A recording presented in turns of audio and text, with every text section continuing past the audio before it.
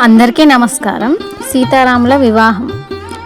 రాజు జనకుడు ఆనందంతో సీతను పిలిచాడు. ఆమె తడబడే చేతులతో చిరునవ్వుతో రాముడు మెడలో పూలమాలను వేసింది. ఆకాశం నుండి పుష్పవర్షం కురిసింది. అయోధ్యలో ఉన్న రాజు దశరథునికి ఈ శుభవార్త అందింది.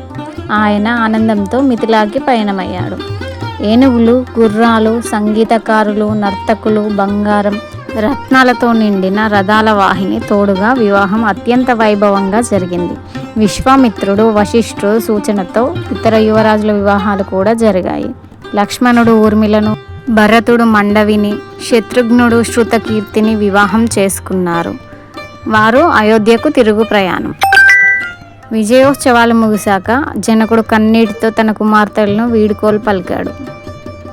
అయోధ్యకు తిరుగు ప్రయాణంతో ప్రజలు పూలతో, పాటలతో స్వాగతం పలికారు.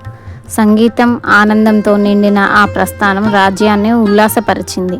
రాముడు, సీతాదేవి మరియు ఆయన సోదరుల వివాహాలు అయోధ్య చరిత్రలో అత్యంత సంతోషకరమైన సంఘటనలుగా నిలిచిపోయాయి. ఇంతటితో శ్రీరామ కళ్యాణం అనే విభాగం ముగిసింది. మరుసటి విభాగం శ్రీరాముని వనవాసం. అందులో కలుద్దాం. అందరూ కూడా శ్రీరామాయణాన్ని వీక్షిస్తున్నందుకు కృతజ్ఞతలు.